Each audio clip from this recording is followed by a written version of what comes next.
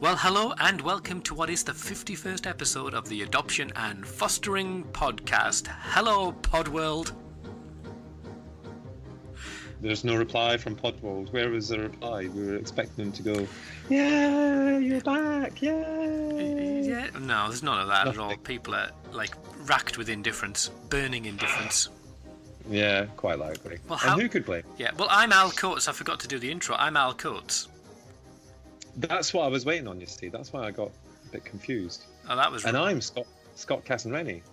In so many ways, you are Scott Cass-and-Rennie. Yeah, I'm telling you, yeah. Boom. Right, okay. Well, we've got an action-packed episode, so I think we should crack on, because what I have a list as long as your arm. I shall go through my little list of things that I need to talk to you about when we've discussed, because we've got Isabelle Trowler on this week, haven't we? We have. So after Isabelle, I've got a list as long as your arm of things. I want to talk to you about Giff Gaff, because that's happened since we last talked. Okay. Right, and I need you to be oppositional. I want to tell you a story about my psychiatrist. I want to talk to you about my visit to the minister. I want to talk to you... We all want to talk about your psychiatrist. I think he's a psychiatrist. You know, I'm slightly confused about who these people are. And I want to tell you about a very interesting conversation I had with one of my daughters. There you go. Anything you want to add? The conference. I want to know about what happened at the conference as well. Oh, yeah, you can ask me about that, of course. Is there anything you want to add to our list of really important things that we were going to talk about? No, I'm just here for the banter. I just turn up, drink my wine, and talk back to you. Just here for the bands. You're my friend. That's one thing I have noticed. I have been listening to a lot of our previous episodes, and you do lead a lot on them, and I don't actually have much to say apart from what you asked me. And it's very one way sometimes. So we maybe need to think about that. Maybe need to go to podcast school and have some training. Are we having a non-podcast tiff? No, we're not having a tiff. I'm just telling you as it is. And that's it. There you go. My psychiatrist told me I need to be more firm with you. It's fair enough. Fair enough. I can go with that. Maybe it's the same psychiatrist. Yes. I'd like to talk about moving house. That's what I'd like to talk about. House. But let's listen to Miss Trowler, because it was very interesting. I want everybody to hear it. Yes. And then we'll come back to all of that rubbish. A little bit of background is that I met with Isabelle Trowler last year in relation to CPV, you know, all that kind of stuff, child parent violence, aggression. And I thought, it'd be good to speak to her. So I contacted her in May, and then they said, yes, of course we can speak to her. That would be absolutely fine. Are you free in November? And I thought, November? It's bloody May. Yeah, but I said yes, and then lo and behold, it came round. So, to be honest, I got a little bit of a wobble just before I got there, because it was I thought this is going to be very sensible. So I had to put my sensible head on. And I had a long list of... Wear your good shirt. I did. I wore my Lucky shirt. So it's a good shirt. There you go. See? Yeah. Comes in handy, that shirt. Excellent. But also I got quite a few questions from people. Surprisingly, not very many from people, quite a lot from social workers who were quite stern with me, if I'm honest. Yeah. Okay. With you? Well, just in general, I think there was an air of sternness, and but anyway, we can listen to the questions, because I then synthesised them into a range of conversation points. So shall we put her on, and then we shall reflect on what she has said. Stick her on, lads. Stick her on. Excellent. Here we go. Hello, Isabelle. Thank you very much for letting me speak to you. It's okay. It's nice to meet you. Excellent. So I've got a lot of questions. I've asked to quite a few people, and so are you happy for me to ask whatever questions I want? Of course I am. Yes. Yeah. Right. Okay. So the first one is there's a lot of families around in the adoption community that are with this time of change around regionalisation. What are the challenges that social workers are facing at this time in relation to the regionalisation agenda? Well, like most things, it depends where you're working, I think. And because regionalisation is in process, and that we are only partway through what's probably a very long journey, that there will be a real different experience, I think, about how well it's going and your role in it as a social worker, both in terms of being working in fostering or adoption, or in fact holding case responsibility for individual looked after children. So it will, it shifts the dynamic, doesn't it, with who you're working with. So I think that in the conversations that I've had there are areas which are going well, and that people are feeling confident, and they think that this is making a positive difference, and they can see that this is the right way to go for them. And then there are others that, feel that the change might not be necessary, and that is it change for change's sake? And if they feel that they were doing a good job anyway, then what's really going to be different for children? And I think the other interesting thing that there's been quite a lot of recently is the debate about how adoption links to the broader permanence options, and how that links to regionalisation, and what local authorities are choosing to bring into that regional arrangement. Because there's the Peterborough model, isn't there, where they're... Yes, and I went to see that a few weeks ago. Oh, tell me about that, because that is really interesting from my perspective. It's fantastic. I do a lot of visits, and and some are, well, they're always interesting. Some are really inspiring, and actually the Peterborough visit was great, and TACT were there, and they've got this partnership now in place where TACT is responsible for the fostering and adoption work, although there's also the added complexity of the regionalisation as well of adoption services. I'm not quite sure where they're heading with that, but and it was just the most fantastic experience, actually, because the change process has been phenomenal. And what you often see when you see local areas change is that often the staff that are going into something new really enjoy it, because it's fresh, there's lots of attention, there's lots of support, lots of focus, political support, all those things, Money. And then the people that are, well, sometimes, and then the people that are, in the service as was, can often feel really hard done by, that no one, the sort of bright new thing over here is all going great, and we're sort of left to pick up the pieces. And it's just not like that there. And I spoke to social workers both on the local authority side and also on the tax side, and some, used to be one and now the other. And it's just really worked, and they are a really enthusiastic bunch, and the social workers are full of enthusiasm, and took me through that change journey that they've had. It's been great. It's been really good. Because they're sort of taking permanence as an umbrella, aren't they? Yes. And because you mentioned fostering adoption, but they're also putting in special guardians. Yes, that's right. Yeah, absolutely. So if you're sorry. Yeah. Well, no, because of course that was one of the things we discussed, is about the difference in skill set.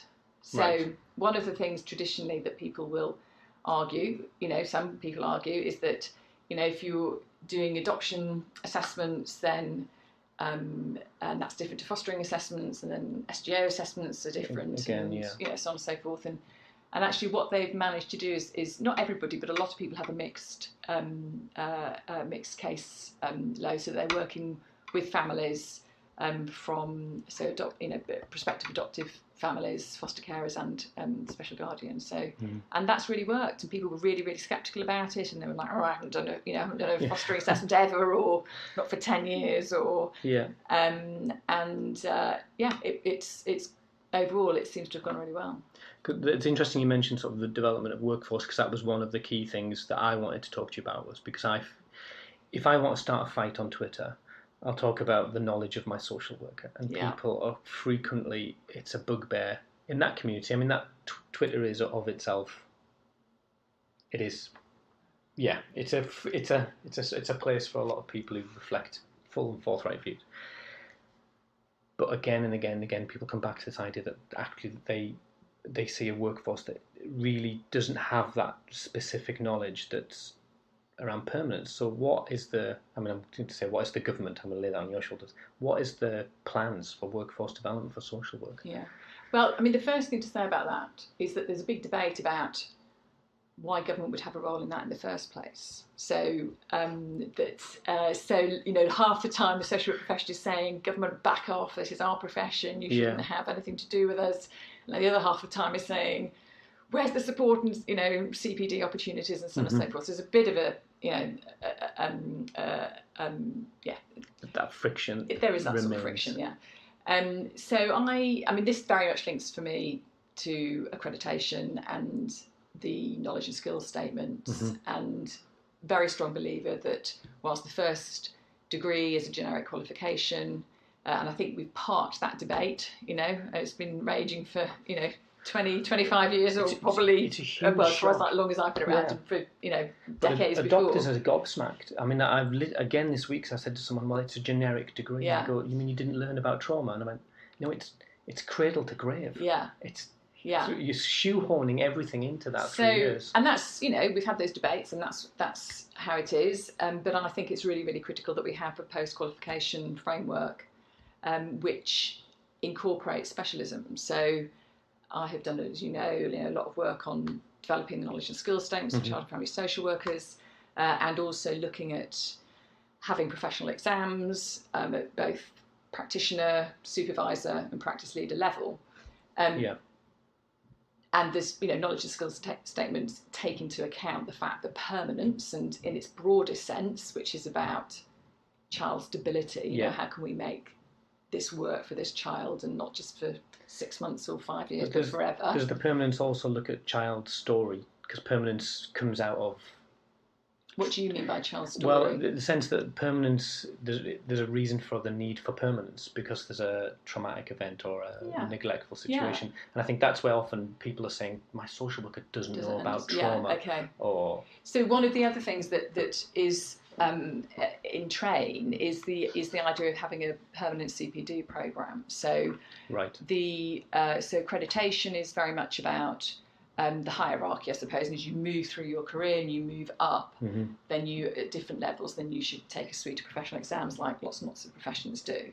But there's also about depth of practice. Yeah. And so for not everybody wants to move up the chain, and people want to stay in practice, and there is, I think, a real need to develop, what I describe as depth of practice, and permanence was the area that I thought that we should focus on most.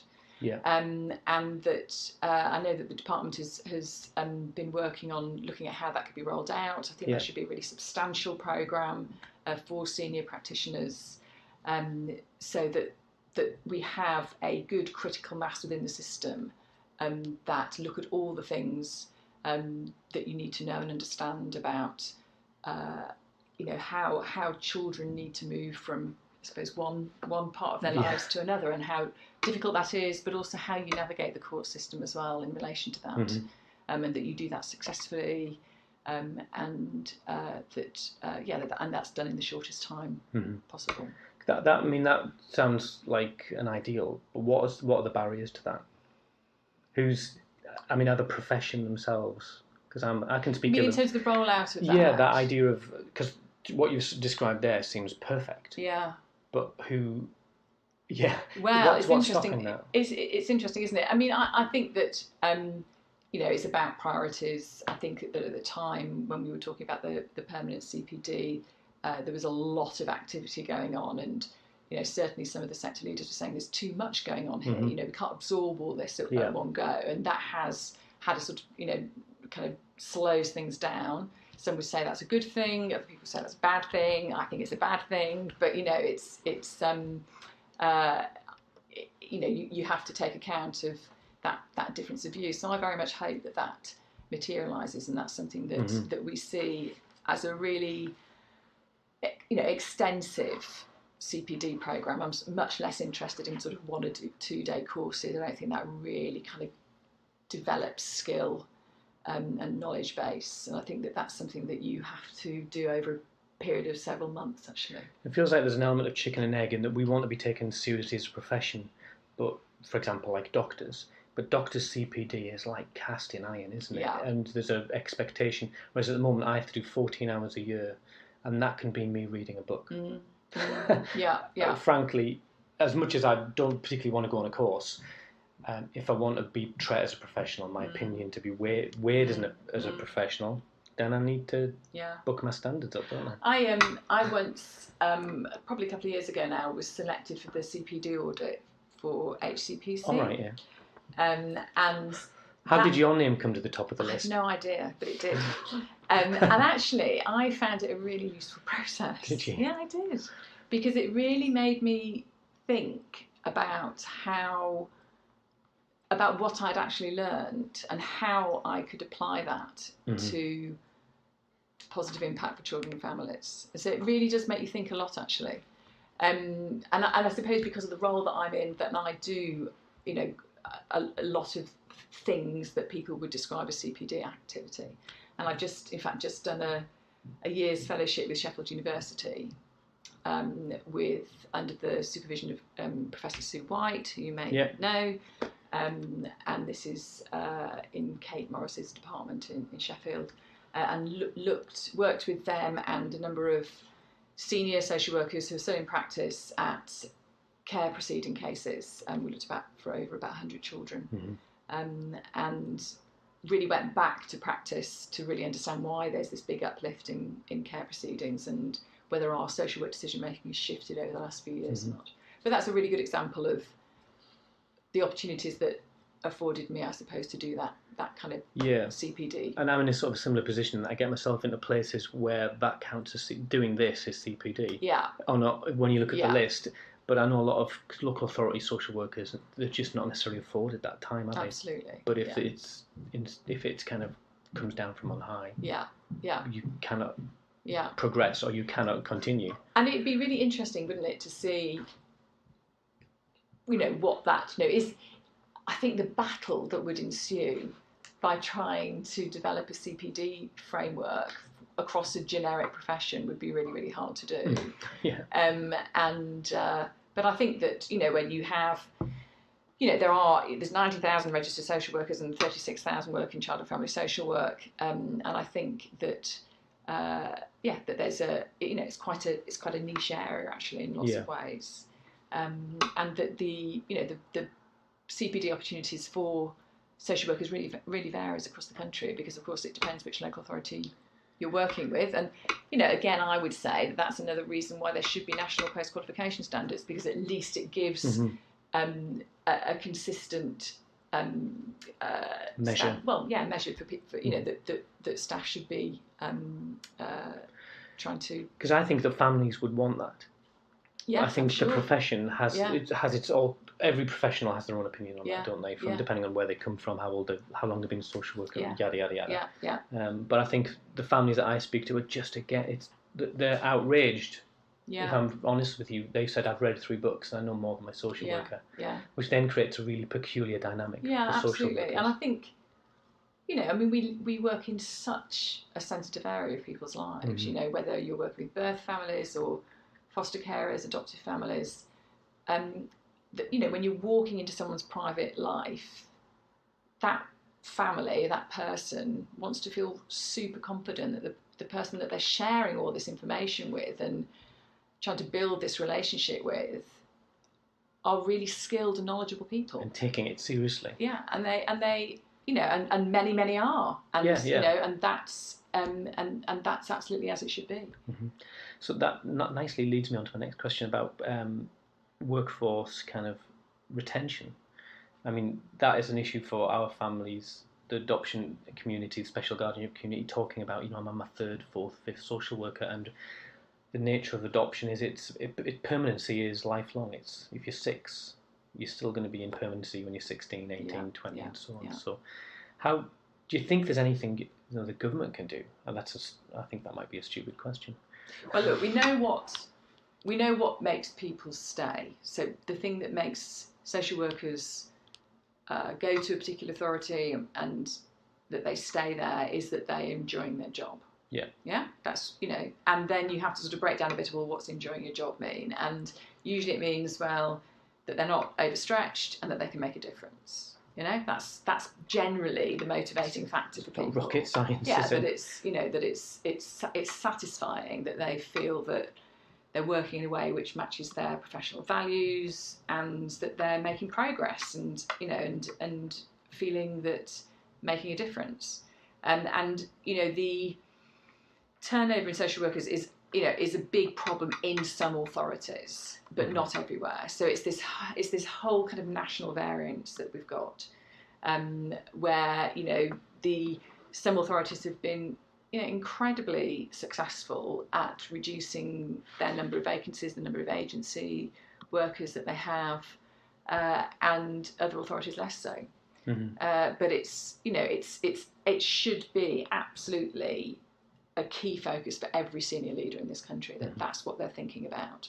And they have to think about, it's rarely about pay, although it's in the mix. It is in the mix. It is in the mix. Yeah.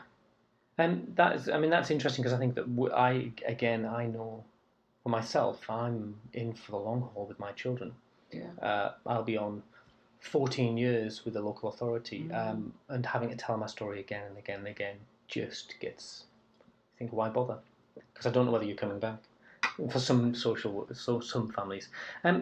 I am aware that our time's ticking, so I'm getting to my last couple of questions. Well, one is in relation to special guardianships. Yes. Do you think that there's been a huge rise? It's almost at a par with adoptions now. And what are your thoughts on the issues around the lack of lax status for some special guardian children and kinship care children? Well, where's that going? What's happening? So all I can say really is that it links very much to the work that I've done in the last year on the care proceedings cases, and it was really interesting how such a high percentage of children go back to extended family, and not necessarily in a pre-existing relationship actually, but they're within that sort of extended family, and I think that because going through that process, or whatever statutory process you go through, whatever legal status you have, then there are a range of benefits and disadvantages to having that status. Yes. And so one of the things that we explored in the study was the idea is that, if you had a more of a level playing field, would that mean that fewer families would have to go through the ordeal of proceedings, because extended family kinship arrangements could happen without that, the use of public proceedings. And I think one of the reasons that we have moved away from the concept of no order or the use of Section 20 is because there's a sense that it's unfair, because it's unequal in terms of what people might receive in terms of support. Because there's a cynical view, though, isn't there, that the local authority is looking at saving money, and that's one thing that I've had expressed to me as well. That it's a cheap option. Put the child with grandma, whether grandma's appropriate or not, or able. Or... Yeah, I think if the grandmother is a good granny, that sounds like a good bet to me. You know, and you don't want children placed in situations which are not in their best interests. But in fact, one of my best quotes from somebody not so long ago, as in a meeting here, was somebody who said, we make grannies jump through hoops that no granny should jump through.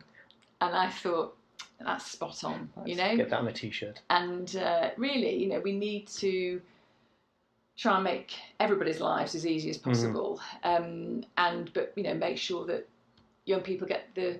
children and young people get the support that they need, and throughout the whole of their childhoods and transition into adulthood. I think. Because I think that what I'm hearing is that it's a mixed bag again, but that's the nature of this work, isn't it? You get if you're in a good authority or a less than good authority. So people saying, social workers overtly saying, if you don't take this child, they will be adopted, which is unethical. Right. You mean so a foster family? You mean? Well, or a foster family, or even a granny, or an auntie, or an uncle, or sister, whatever. Right. Being put in a position where they feel coerced. Yeah. But I'm not sure how you can't legislate against that, can you? No, you have malpractice. No, you have to ensure that there's clear professional standards and that those standards are met. Yeah. And I think that you do that ideally in two ways, and one of them is through we've got Ofsted is the regulator, and they are constantly checking system health, how the system overall is doing. But I think that accreditation is the health check about individual professionals, and I think that's why you need both, because the even the strongest authorities for need to be able to demonstrate that every practitioner in their service meets national standards. Absolutely. Because for the family that's working with that individual practitioner, they need to know that they are going to give them the right support that they need. So if people have concerns, they can go to Ofsted, can't they? Can they? Yeah. Yeah, go Yeah, Ofsted absolutely. or a local MP, councillor. They can. There's routes, and also charities like Grandparents Plus and the Family Rights Group. That's right. Helpful. Yeah. ACEs. Yes. So, what do you think of the ACE movement, Adverse Childhood Experience? What do you think? It's useful, helpful, or potentially dangerous? No, I think it's. In fact, I'm at a 2-day conference on this next week, right. So I think that there is definitely a emerging movement in relation to ACEs. I worry that it's the kind of latest zeitgeist. I worry that it's labelling of people. That there is no. It sort of assumes a sort of predictive. Quality, which I don't think that it necessarily has, and because a person has a number of ACEs doesn't mean that life is going to cast in stone. Yeah, it's going to end up in a particular way. Having an awareness of people's histories and their experiences and any trauma they might have experienced is, of course, really important when you're trying to understand somebody. But we just have to be really careful that we don't go around labelling people in a negative way. So it should be a message of hope, not a message of doom.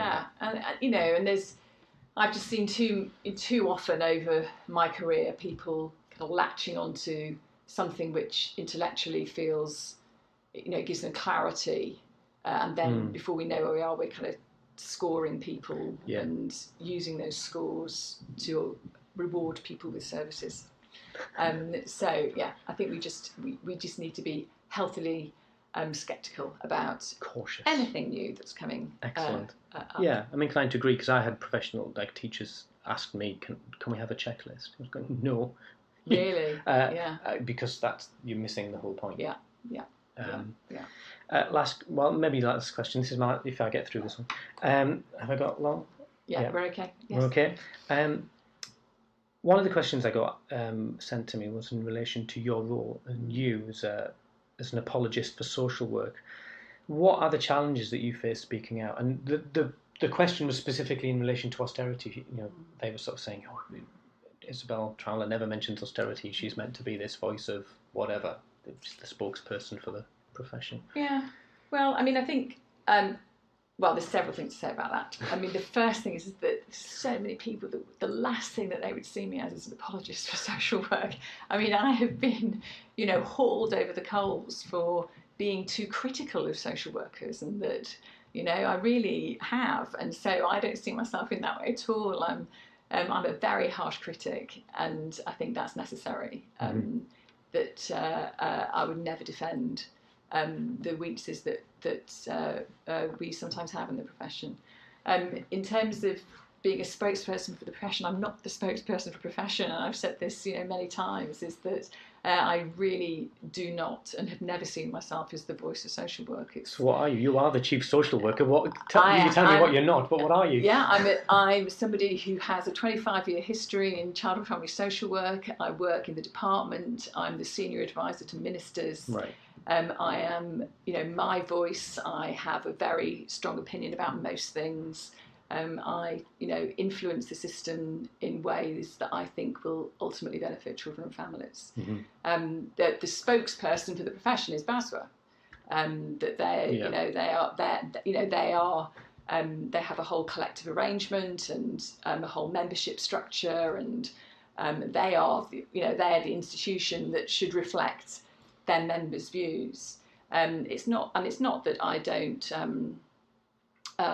reflect very much, what's going on in local authorities. It's why I spend a lot of time out in the field and talking to social workers, and absolutely, defend the realm when I think that that's justified. That's a fair answer. Thank you. I think we need to look at your job description, don't we? People who criticise you. I looked at it before I asked the question. So, well, I mean, that's it. I mean, I could probably chat to you all day because I think I've got all kinds of questions, but I'm not sure this is the time or the place for that. So thank you very much for coming on, and I really appreciate it. And hopefully we'll get some good feedback. Yeah, good. Okay, thanks. Okay, bye-bye. Bye-bye. There you go. That was Isabelle Trowler, which I don't know. What do you think? Because I have mixed views on my interview technique. I don't think I'm Jeremy Paxman at all. No, you're definitely not Jeremy Paxman. No, but what I would say is actually she's very likable, I have to say. I was quite drawn to her, even though it was just listening. Mm-hmm. And I thought she had some really good kind of points. She seems to know what she's talking about. I think she underestimates her role. What do you mean? Well, the chief social worker? Yeah, for children and families. There's one for adults and one for children and families. Right. Well, I think when you've got a job title for that means that you are seen as the boss of the social workers, if that makes sense. So yeah, but to me, that's what it seems like. It's like having a chief exec, or yeah, well, the chief, yeah. Well, but I think that maybe she spoke about BASWA, which is the British Association of Social Workers, and they have a role in that they're an independent voice and lead for social work. But her job description is to advise ministers, and I thought, well, yeah, but maybe I should say to the whoever it is that she advises, rather than just chief social worker. Well, yeah, yeah. But I guess that means that you wouldn't necessarily. I guess there's an air of diplomacy about that, isn't there? Because you know that often the conversations you have behind closed doors may be full and frank, but you want to kind of maintain relationships in public. I don't know. Well, yeah, that's true as well. But yeah, I mean, I just, for me, I'm not a social worker, as you know, because I'm too stupid. I'm too stupid. But I don't think that is the qualifying element for social work. You've got me on thin ice again. Oh, you do, isn't it? Yeah. That's all you do. That's how you get qualified. Just not be stupid. Just not be survive. But to the layman, that's what it would say to me. So that's why I think that. So but yeah. Anyway, I thought she was really quite cool. Yeah, and the one thing I like, and which we've heard a lot. I've heard a few people mention it in different places, is the idea of permanency. What do you think about all that then? Well, what now then? Well, that's probably the wrong impression to do. Oh, good grief! Now I remember why I've had such a big break. Listeners, for just imitating a anyway. Yeah, shut up. Honestly. Well, I actually got a bit excited when I started listening because well, you didn't know this until I told you today, which just shows you really don't listen to what I tell you. But I am actually a Peterborough adopter. It's all south, isn't it? So our older two children were we were approved by Peterborough. Our older children were placed by Peterborough, but they're not from Peterborough. And that's where I started all my volunteer work. So I did 7 years of prep training and buddying and all that sort of stuff. Peterborough sat on their panels. So you're the man on the inside. Yeah, and I got really excited because I went to the launch of TACT Peterborough actually when it first launched, and a lot of my kind of, I would say colleagues, but I was a volunteer; they were all paid. But number of my colleagues are still there, including my old social worker, and just the difference in listening to. They had a panel kind of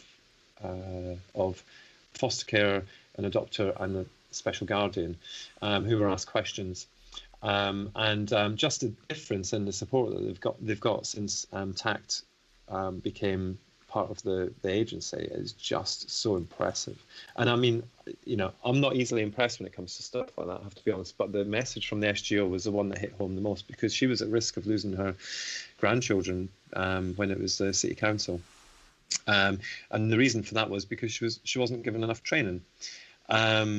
And TAC came along, gave her the training that she needed to be able to parent these two very difficult. I say difficult children, you know what I mean. I know what you mean. Yeah, they were, their behaviours and stuff like that. She was finding it extremely, extremely difficult. TAC came along, gave her the training that she needed, and she, gone on to be what you would class as successful in terms of, she's no longer at risk Yeah. of losing her grandchildren. She can cope with most of the behaviours, blah, blah, blah, blah, all that sort of stuff. And she continues to get support from the support groups that they offer and stuff like that. So for me, I get really excited about the Peterborough model. It's called the Peterborough model. I can't believe it's called the Peterborough model, but it's just and you know what? To me, that's what the RAs should look like. All the RAs should look very similar to that model. It does ask. That's the question I came away with as I thought more about it and sort of reflected on it. I thought, well, actually, but what does that mean for the RAs? Because we've kind of set them away as this model of what should happen. But then we're looking at sort of what is an innovation, and it's a trial, isn't it? Because it's not it is a trial. What a lot of what excitement. Is a trial? Tact or the RAs? The tact. The tact's a 10-year contract, so Well, that's it. So it's not a trial, but I guess everyone's watching very carefully because it's the first. Yeah. And everything I've heard is fantastic, and everyone I've sort of said, "Oh, have you heard about this?" And they've gone, "Oh, what is it?" And I go, "Well, this is what I know." And they go, "Well, that seems to make sense," even on just the strapline bullet points that I know, people are making sense. So, what does that look like from you as an adoptive parent? Does that make any difference to you? Yes, it does. It makes a massive difference because the access points it's a lot faster to access the support that you need. So we hear too often, both of us hear, about adopters who are on their knees basically in crisis, and that's when they get the support, if they get it. It's very proactive and almost like an early intervention. Where now the offer is there from the beginning, if you like, in terms of support. I'm sure. Don't get me wrong. I'm sure there's some that perhaps don't like the model, and I get that. But I have a number of people that I know who are also adopters via Peterborough, and they feel the same, including a family who did foster to adopt, and That's very encouraging. much they were very, very prepared for that. And it didn't go well due to one or two issues. Yeah. But they felt very supported throughout that process, even when it wasn't going well. So there was a big delay in terms of them meeting the children and the children moving in for all sorts of legal reasons, which obviously is kind of the narrative of foster to adopt, isn't it? It's not a smooth ride, but that's really encouraging. So, but that. I guess the principle that you are child focused, that what does the child need, what does the family need, and irrespective of whether you've got an adoption order, a special guardianship, or you're a foster care, or a permanency, that sounds very, very good. Yeah. So that's encouraging, and we should maybe hunt down someone who knows about that more thoroughly. Well, I've been trying to get them to come and speak to us, trying. To no so avail. I shall continue working on that. Redouble your efforts, good friend. Exactly.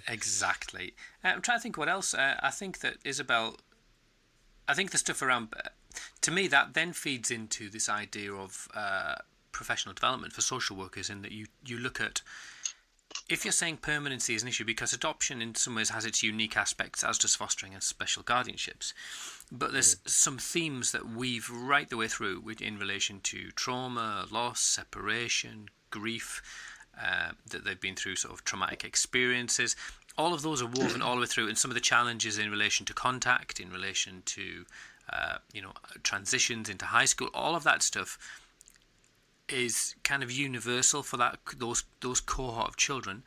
And to my mind, then if you develop a specialism, that specialism then covers all of those three strands and probably a few more as well. So I guess the frustration is, from a lay point of view, is that the social workers are kind of reluctant to engage in that, but hopefully we'll see some movement. I'm optimistic that we will see some movement. But I mean, are you, as a layperson, are you surprised that social workers don't get that specific training? I have to say yes, and the cradle to grave thing was quite interesting as well. I think in my eyes, I probably understand social work to be that. So it's not like you specialise in anything specific, is it? No, not and at all. I guess the same. If you think about doctors, some if you worked in a hospital, you may specialise in paediatrics or gynecology or something like that. A GP wouldn't necessarily; they would have to just know everything. So it must be a very similar thing. So I think that kind of is quite interesting in some ways, because actually there's adult social work, there's children's social work, but then there's safeguarding, then there's adoption, and there's fostering. Exactly, yeah.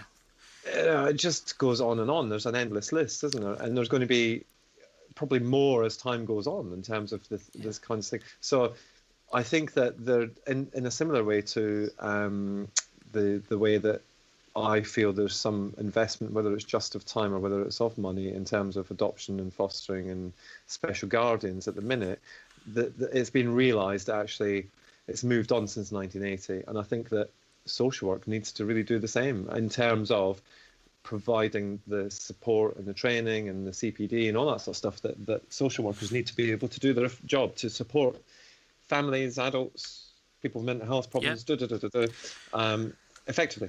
Well, yeah, I mean, I think as a profession, I think that we need to step up to the mark. And if we want to be treated as professionals, then we need to have professional CPD. You know, if you were a doctor, you know, you expect of your doctor to say, well, what is your CPD? And you'll go, oh, well, I did a degree 8 years ago. Have you done anything since? Oh, well, I read a book. You go, oh, go and find me someone who's done more than read a book. I want someone, you know, I want the best it can be. And as a professional, as a social worker, if I want to be treated as a professional and I want to be respected and taken as such, then I've got to evidence my ongoing development and learning. I mean, I'm lucky because it's kind of well, it's not a hobby. It is a hobby, but the development is all for my own sort of benefit of my own family. But that then washes out into other things that then washes back into my house. That's all. It's all very complicated. That's different, isn't it? And I think it depends on what agency you might work for as well. So as an example, you know, the agency you work for, I understand to be quite good at, you know, making sure that you get the training and the opportunities that you need to be able to develop yourself. But there may be local authorities, as an example, who have one adoption support social worker, and the assessment social workers will dip in and out of that to help them when they're a bit busy, or, you know, they might not have the same investment of time, never mind the money, to be able to do that. So, you know, it's I would say probably the voluntary sector is probably a bit luckier in terms of some of the development stuff that they do. Maybe, I'm not saying they are. No, I think it's incredibly expensive. If you're talking 250, 300, 400 pounds a day for training, that's a lot of money. And I know as an independent, I'm lucky because I get invited to things, and I get, you know, people send me books, and you don't get invited, you just turn up and crash. Well, there's a fine line, isn't there? Goodness sake, man. Honestly, who'd want you turning up? I dance along that fine line. Well, I think Isabelle Trowler is a thumbs up. I think we like her. Yeah, she is. Yeah.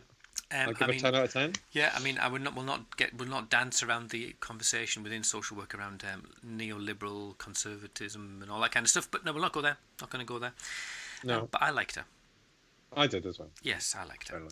So since I last spoke to you, so much has happened, Scott. OMG. I think it's worth probably mentioning that there's been reasons why we've not, because we have taken a little bit of a break, but not because we've been lazy, and certainly not because it was an intended break. Speak for yourself. No, but we've both been hugely busy, like massively busy. What have you been up to, Al? Come on, tell us why you've been so busy. Well, I don't think I've been that busy. Well, no, I have been busy. I've been having my kitchen knocked out, which has just gone on and on. Half your house has gone, hasn't it? The end of my house has gone out, which has had ripples of stress across the family, to say the least. Yes. Oh, honestly, I have to tell you this story. So, one of my daughters, who shall remain nameless, however, totally unravelled, which is not unusual. No, nothing beyond the unusual, but she kind of found a new level of unravel, which involved some flamboyant and colourful language, shall we say? Oh, okay. So she was really going at me, and I was on it. She caught me at a good moment, so I was taking it, absorbing it, and then it took us about. So then we did the whole, you know, the triple R pace thing. We did the, you know, we restored and regulated, and so it took us about a week to actually regulate everyone. And then I was talking to her, and she was very sensible, and it was very coherent. I said to her, look, you know, you called me those things, and those were horrible things. You know, I did my sincere Dan Hughes voice. Those were very nasty things you said to me. And, you know, that those are things that, you know, I am quite shocked about. And she said, look, and there was no hint of sarcasm. There was not a scintilla of anger or getting back at me or smart-mouthing me or anything. She went, look, I really don't know what you expect. You did adopt children, didn't you? Oh. And I went, But what you're saying, you can't just say that about adopting. She went, no, but you went into this with your eyes open. And I just thought, well, that's it. That's the end of that conversation. Days. And I thought, to go from this totally dysregulated thing to this absolute clarity, she cut me. I don't know what to say. She's got me. What can you say to that? I don't. Is it who I think it would be? It is, I guess. Yeah. Okay. So that doesn't surprise me, number one. And secondly, oh my God, you are in for a tricky couple of years with that one, aren't you?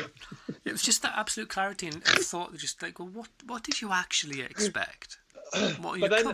But is that maybe more to do with the way I'm no parenting expert. We know. Crim. Hey, don't go there. No. But maybe that's to do with her understanding of your understanding. Oh. Maybe you're underestimating what that dude knows.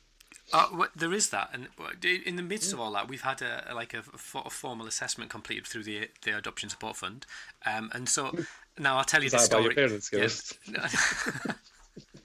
And so we had the guy. There was a couple of people. What? Sorry, I'm laughing. Did they suggest a parenting course by chance? Actually, no. No. What? So. Right, I want you to put yourself in this moment. So they've gone, they've done classroom observations, they've spoken to lots of people, fantastic. And so this guy came in, and let's call this guy John, right? Yeah. To protect the innocent, right? Really boring name, John. Just wait. So, as it turns out, I have a nickname for my dog, Fat John. Oh no, okay. Right, so John... Psychiatrist John came into the house and he sat down our settee, and Fat John. Oh, I know where this is going. And Fat John, the dog, jumped on the settee, and I went without skipping a beat, without pausing for breath. I said, "Come on, Fat John, off the settee." And the look on his face, and I couldn't, and I just, do you know when you want to crawl into the corner and die? Yeah. I said, I didn't know what, do you know when you think, if I acknowledge it, then I'm kind of implying that he's fat, and so I just died. And so, and long story short, 2 days later, actually out of the blue, I had to ring him and apologise again. I'm just so sorry. Yeah. Modified. He took it very well, and he was in touch with himself because he was, he's a psychiatrist or whatever. A psychotherapist. Well. Yeah, normally all right, aren't they? But that's interesting. His first impression of you was, me calling him Fat John. Yeah, that's interesting. Yeah. So what have you been up to? Oh, I've just been relaxing, really. Nothing really much has been going on. Yeah, rearranging your button collection. Yeah, pretty much. God, I wish. Tell me about. So we had the conference. How was the conference? You got 5 minutes on the conference, and you got to promise not to cry. No, I'm over it this year because I had to move on from the conference fairly quickly. You hit the floor running. So this year's conference was Life Story. We had some amazing speakers, including the fantastic Richard Rose, who, if you haven't heard of, you need to I'd go out. I've not heard of him. Who is he? He's Richard Rose from this. I can't remember. It's CTIS, which is an acronym I know, and I'm really sorry because I know everybody hates acronyms. Boom! But you're on fire. Yeah, and just shows how minced my head is actually. But anyway, he actually does a lot of work in America. He does a lot of work in Australia. He was really, really informed in terms of Life Story and how he does it. He used fantastic kind of live examples with the permission of the people he worked with. We had Rachel Staff from Adoption Plus, friend of the show, who talked about teens and that transition period with Life Story work. Yeah, secretly, I like to think that we made her career. That's what I secretly. Well, like of course we did. Yeah, anybody at Adoption Plus, including Joanne Alper. But anyway, sorry. The podcast should be nothing. Listen. We know if she should listen because she would send me an email saying, "Oh, you cheeky." Anyway, we had the one and only Katie Range. Boom, friend of the show. Friend of the show. Again, another one. She'd be nothing without us. Nothing. Nothing. We also had Suzanne Griffiths from National Adoption Service in Wales, who spoke to us about life story work and how it's moved on in Wales, what they've been doing, how they fund it, etc. Excellent. And we also had, finally, from the Centre for Adoption Support, which is Adoption Matters and Caritas Care, we had David Robinson Field and Hetty Verhagen as well, who we both know because they both send us bourbons now and again. They do, don't they? Yeah. They do. And that was the day, really. So how many people rocked up? So we had 350 this year. That's a big lot of people. I know. Yeah. And you hand wrote all of their badges. I've not. In all seriousness, I have not really spoken that much about it since it happened, because literally Saturday happened, and then Saturday night I did my emotional kind of all my days, that's over, and all that hard work achieved this, and 350 people came, brave. And blah blah blah, all that sort of stuff, and then I had that kind of emotional kind of breakdown at the end of it. Nice. And then Sally D and Misters LL Guest and Grace Ponders, who are friends of mine who were there, they took me out to dinner and kind of pushed me up and gave me alcohol and stuff, so that was all good. And then the next day, obviously, we moved house. But you slipped that in, didn't you? And then we moved house. But I haven't really spoken about it, so it's all coming back to me now. And I have to mention Glitter Nails, the cow that she is. You can't call her a cow. I can. You can't call her that. I can, but for a nice reason, because she mentioned wearing a tutu at the conference on Twitter, and then I got tagged in this conversation and blah blah. Anyway, I quickly, without even checking with the boss, evening boss, she doesn't listen. This would be all right. But basically, she challenged me. I challenged her back and said, if you can raise £1,000 by Saturday morning at 9:30, then I will wear a tutu at some point during the conference. So I thought £1,000 was a lot of money to raise. You would think in this climate of austerity. You would really think. Absolutely. And that was 2 days, and it took 2 days for Glitter Nails to raise £1,525 plus gift aid. And so there was a little bit. That's your wages for the year. Well, exactly. Yeah, for the next 2 years, I think. There was a bit of a discussion point about when I'd wear it with the boss, as you can imagine, because people have paid to come to this conference. They don't want to see the chair stand up there in a tutu. But yeah, it went down really well. It was a nice way to open the conference with a bit of fun. And yeah, the whole day really was just, we learn every year from these events. Everybody does. You don't put them on if you don't want to listen to the feedback. It's that simple. We've got a few things that we could improve on, and we followed the same format 2 years in a row. We need to now make those kind of adjustments. So this year we'll be starting organising in January rather than excellent. In May. So, but all in all, fantastic day. And I was very sad you couldn't come, but I understand that you couldn't come because of your kitchen wall and your septic tank. So there you go. Yeah, that was the moment where I thought I was going to literally unravel, when it became apparent that our septic tank was not filling, and no one knew where the poo was going. Yeah, that's not a good thing, is it? But no. But yeah, it was a really good weekend. For me, the venue was perfect because it gave those that came along the opportunity to have a weekend away if they wanted it. Not everything was perfect, but you know what? You never get it perfect because you can't please everybody. But we did what we could, and yeah, it was just amazing. And we were trending on Twitter again.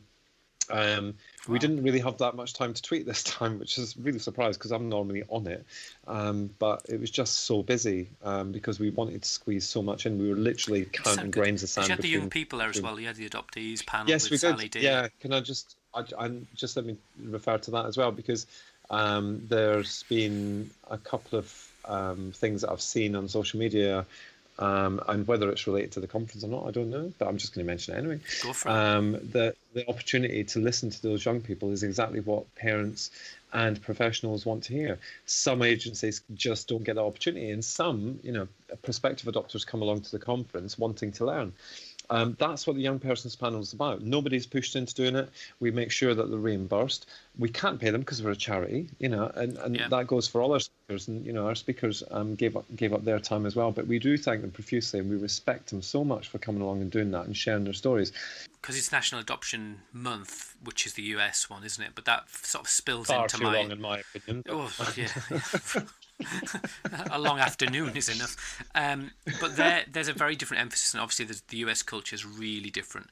But what I see is just so much friction around it from against adoptees, and sometimes adoptees against each other, and sometimes birth parents, and then it slips into the whole, sometimes the pro-life thing, and you think, whoa, man, can we not just be nice to each other? I mean, that's me being super vanilla social worky, but whoa, and I tried to write that in a blog, and I don't think I really succeeded. But this idea that actually, like, Peanut sees herself as special because she's adopted, but that's not true. She's special because she's special. Yeah, exactly. But at 16 she may feel differently. At 36 she may just go, the whole damn thing stinks. And she's allowed to change her mind, like I'm allowed to change my mind, like you are, and it's really objectionable that children and all of us, we all change and we shift and we look at the evidence and our experience informs that. Really gets my blood up. Speaking of which, nice segue for me here. I'm on fire. Yeah, go on. Giff Gaff. My blood is boiling, and the more I think about it, the more angry I get. I'm just livid. Oh. And I'm not livid. Why are you livid? Share with the group. No, I'm livid. Do you know why I'm really cross? It's because why the hell are we picking on Giff Gaff? And that sounds like me being a total sycophant towards Giff Gaff, and I'm not after a SIM card, but if there is any free, I can know where to put them. I've got cards. But to be honest, it really boils my blood because, and I can't remember who it was, and I forgive if someone's listening and it was them that we had this little fracas with.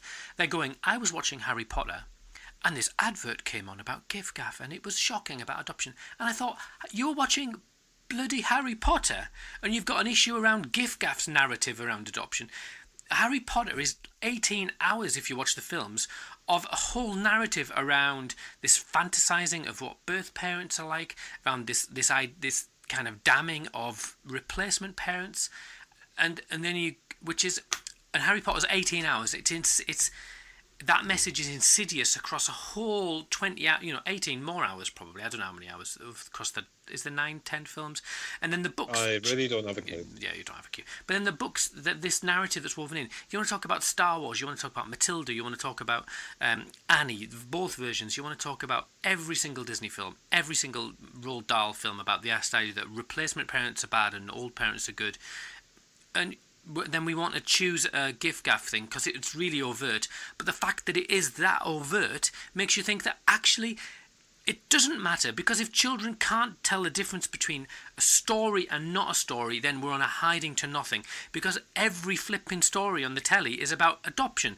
It's got it woven through this narrative around this fantasizing parents, this idea of demonizing replacement parents, or this idea of replacement parents being canonizing replacement parents, and this idea that children are they're totally fixed, a bit of love, magic dust, all fine. And I know you're not saying anything because there's not a word for you, there's not a place for you to put a gap in. But honestly, I got really angry because I think that you can't just cherry pick things you cross about because you happen to be watching bleeding Harry Potter and it came on. Oh, I'm going to go and lie down.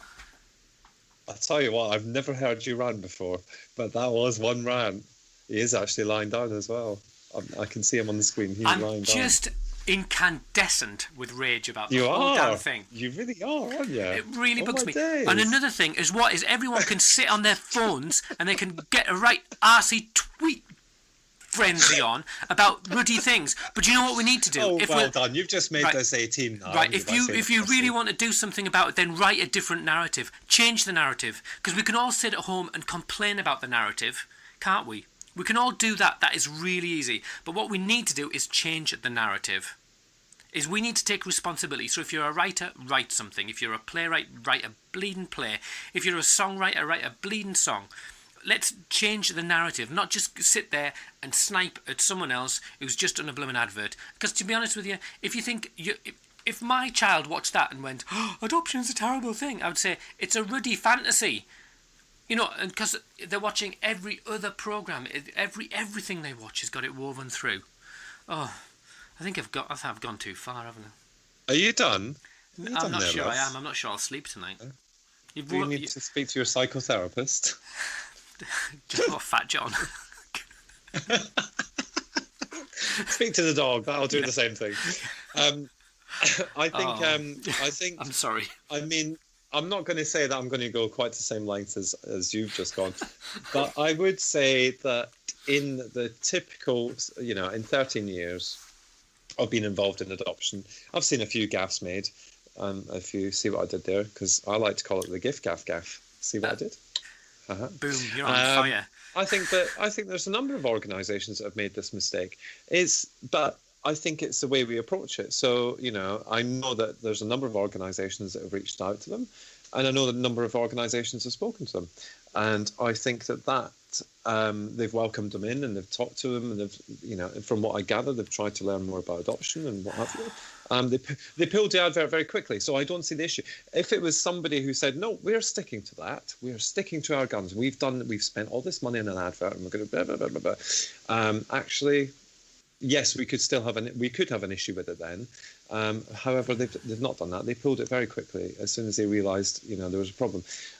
But personally speaking, and I'm not going to rant like you did, but personally speaking, I kind of cringed a little bit, but it wasn't my biggest issue in life.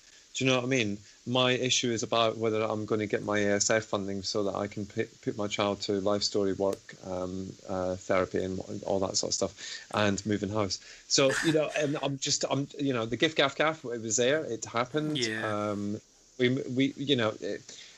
Why we need to get there's people on the end of these social media feeds in these offices who think they're doing things for the best that they're doing. Yeah. I'm sure it wasn't intended the way it came across to us as a community, because we have to say it's a community thing, all right? Because we were, we did watch it and go, ooh, because I sat and watched it and went, ooh, that's a bit silly, isn't it? But I didn't go and rant on Twitter or Facebook like some people did. Or on a podcast like Mr. Coates just did. But I just, the world's going to hell in a handcart, and we're worried about this. Yeah, I know. And that's what I'm saying to you. There's other things, isn't there? Bigger fish to fry. But that's what some people are like, unfortunately. But also, is it not also reflects the idea that adoption, and I say this really cautiously, and I'm conscious of that moment. Do you know the Gerald Ratner, the Ratner's jewellery, where he picked up this bit of thing and he went, "This is crap." Oh, very. Yeah, I feel like I'm approaching that moment in relation to adoption. Oh, dear so me. this idea that actually adoption, right? You work for a charity who that's the name. The clue. There's a clue in the name of the charity. Yeah, adoption. there is. Increasingly, I'm moving away from adoption because I see that it's a fringe issue. There's bigger issues facing children, and now adoption's it's formed my family, it's formed my life. It's the issues that adoption has highlighted. I see as a universal or not universal. They impact on so many children. So I'm kind of pulled out of this world. However, increasingly, I think that we've got to be really careful, because the truth is that we get so much more than other families. And I'm really, really nervous saying that, because I know that there's adopters who get nowhere near what they should get. Yeah, I agree. So I'm not saying that we don't get, it's a really complex issue, but if you're a young single mum on a council estate and you're struggling with your child who's got a learning disability or who's got ADHD, you will pretty much think that we've got everything and more besides. Because we've also got the story. We've got the story that everyone likes. Anyway, I think that my rant. Actually, I do feel like I've worn myself out. I need to maybe go and lay down in a. Wait, can I just tell you about our house move before you do? Oh yes, please do. Anything, just take my mind off. Just take my mind off it. Anything. So I'm not content with organising the conference. My darling fiance decided that we were going to move house 2 days after the conference. Oh well. You've said arse tonight, so I might as well be in for a penny, in for a pound. Oh, what an absolute arse! I mean, seriously, who organises to move house 2 days after you've just spent months organising this bloody conference? It's all about him. Anyway, Yeah. But anyway, so we've moved before. We moved 10 years ago, 10 years and a month ago, actually, almost to the day of, a sign. When we didn't have Jacob, we just had the older two boys. And this is really unusual because we've actually moved out of the town, moved away from the town where we've lived for nearly 20 years. So there's... Why are you moving? I don't know, that sounds like a really obvious question. A number of reasons, really. I think, the main reason is really to be more central to transport links for me for work, in all honesty, because it took me an hour to get to any main road. I mean, I'm not as remote as you are, but I'm... No, you're more remote than me. Well, I think I am, actually. How long does it take you to get to London? From your front door? London? From your old house? From my front door, 2.5 hours. Right. From my front door, it takes about 3 hours 15. Exactly, yeah. So, you're probably right, actually. Because I have to spend an hour and 50 minutes in the car getting to the train station, then get on the train to go to London. Exactly. So that was the reason for moving. But it was just really interesting because we did so much preparation with Jacob, and we were going to move over a week, so it was like a slow transition for him. And we didn't think... And this is quite a key point. We didn't think about the 19-year-old who still lives with us in terms of his transition. Because he should be a grown-up by now. Well, he should. Is that what you're thinking? You would think so. You would think so. And that's what we thought. But apparently not. And, it affected him more than actually anybody else. That's kind of weird. Yeah. So... I saw some of your tweets and they were quite moving. There was a lot of stuff around. There was, and I must apologise to anybody who thought they were a bit, but I just think that those kinds of journeys don't happen for everybody very often. And if you can share them, then you should share them so people know, that, just how they are. It was for two of the kids, it was their safe place, it was their safe house, blah blah blah blah blah, and we took them away from that. So obviously the guilt that we feel right now is quite intense, and I'm sure it'll come back and bite us. Yeah, exactly. You're pushing through. So it's done. We've moved. We're now rich because we're no longer house owners. So we've got the cash. You've got a caravan in Adoption UK's car park. Yeah, exactly. Yeah. I've got the kids out frying sausages at the minute. Excellent. Living the dream. Yeah. But just to say, if anybody has thought, actually, do you know what? No, we couldn't because of our child. Because that tends to be the thought process. Because I used to think, can't move out of town because of child, blah, blah, blah, blah. You can do it. You just got to be very organised. Now, you might not be organised in terms of your packing, but you just need to be able to organise your children. You've moved. I know you've moved as well. And, yours would have been a bigger move because obviously there were 6 of you. 6 kids, even though they weren't all at home, but Well, as you can see, I can be quite belligerent. So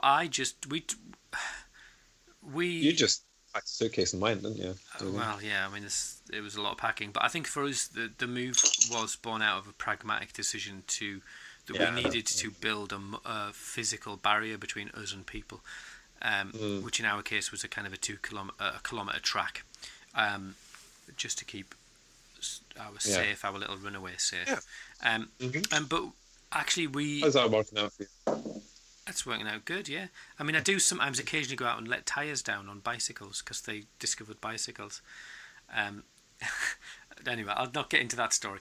But I think it worked out well for us. But I think we're different to other families in the sense that because we're a community, so often I think the dynamic of having 6 children, it's different, and that there is no version of normal because every one of my children's got this story. So collectively, we are normal, and it creates a really different environment. So my kids were really cool about the move, and also you could walk. We did that journey physically. We walked it a few times with the dog because it's only 3 miles or something. So it made a lot of sense. And so there was no school changes. You'd still go to the same shop if you wanted a bag of chips or whatever. So there was lots of constants. And actually, it was funny because the Flossie, it was funny because a day after she moved in, she went, "I feel really safe here." Not that she didn't feel, and then it kind of it's one of those things where I'm not sure that she thought she felt unsafe until she felt safe. Yeah. Then she realised she didn't. Yeah. So that's... And that was our worry with Jacob as well, because this is the first time he's moved with the family, and he kept on referring to things like, "Could I take my desk?" And then the last thing he mentioned was his lamp that was actually drilled to the wall. It's one of those IKEA star lights. Classy. Yeah, well, it is, because he's with his melatonin, he needs like dim lights. Oh, now make me feel bad because I was... Yeah, exactly. Yeah, because you were just an ours. And he actually said, "Oh, what about my light?" And we were like, it just as the conversations went on, it was obvious to us, but it's not obvious to him because he's never done this before. Yeah. He's used to leaving the foster placement and moving to another foster placement. And sort of having to be selective what he takes and what yeah, part of the and furnishings. you know how it's packed and stuff. So he and I packed his stuff and we made sure it was in boxes and it was wrapped and all that kind of stuff. And it was just such an emotional thing for him. And I think that's why when we said goodbye to the house, he was all right. But he wanted to switch the lights off for the last time with me, and he wanted to lock the front door because he'd never locked the front door before, and stuff like that. And then, when we got to the new house, the first night, and I think that was what was quite what hit me quite hard actually, was because he does have cuddly toys, but he never normally kind of bothers about them. Only one that he just kind of throws in the air till he goes to sleep, kind of thing. But he had all of them, every single last one, under the covers with him within half an hour of going to bed that first night. And that really kind of made me think, right, okay, he's doing his thing that he needs to do. Yeah.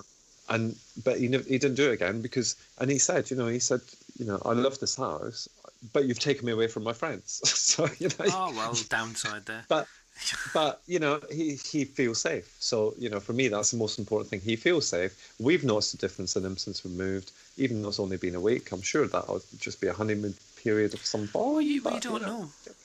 I think sometimes houses can be... I think sometimes we all do. We all link experiences to places, don't we? We all get...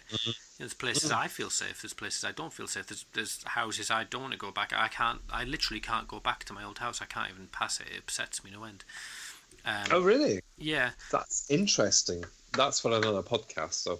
Because I have exactly the same issue. Well, we'll get Fat John on, and he can unpack. Yeah, he can sort us out. Yeah, Fat John. Sort it out. Fat John, he can fiddle with my head.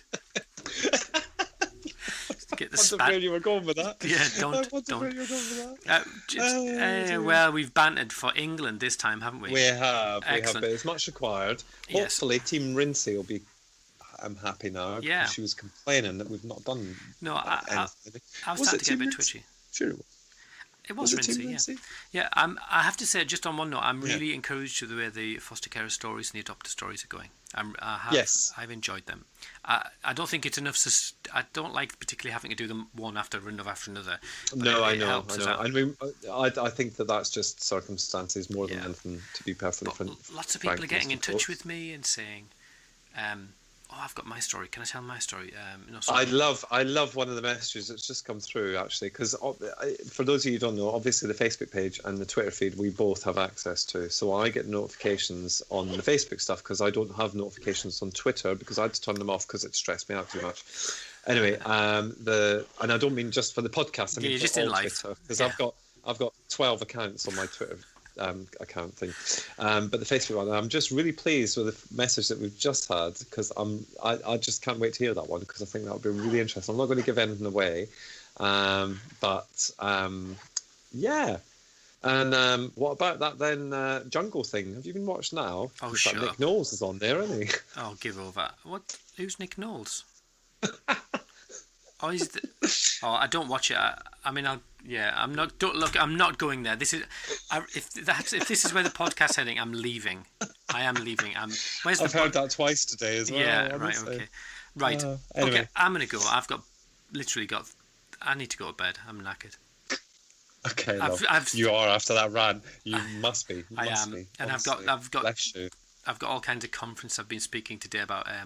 I've been speaking to a local safeguarding children's board today for 3 hours, so I'm a little bit about challenging violent aggressive behaviour. Anyway, that's another story for another day. It is.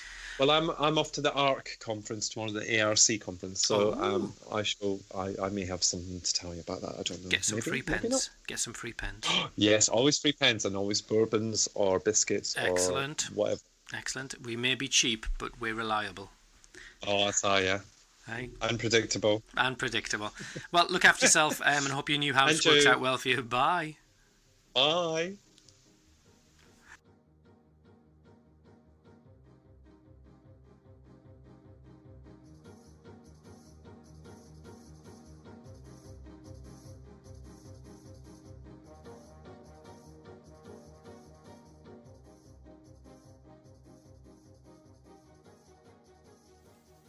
Champion. Well, hello. Yeah. So, right, you're on timer. Okay, here we go. 3, 2, 1. P for professional. Well, hello and. Yay! I've done it. I can't believe I have to work with you. My agent said I was going to get real talent. Never again, not that man. He's an amateur. You normally do it to me. You normally interrupt when I'm trying to do it. So I've been on the BBC, anyway. you know. Have you? So Yeah. have I, love. I've been on Sky. So, yeah. Oh, raising the bar. I've not been on Sky. Yeah. Well, there you go. So shut up. Yeah. Get on with it. Anyway. Well, hello and welcome to what is the 51st episode of the Adoption and Fostering Podcast. Hello, Podworld.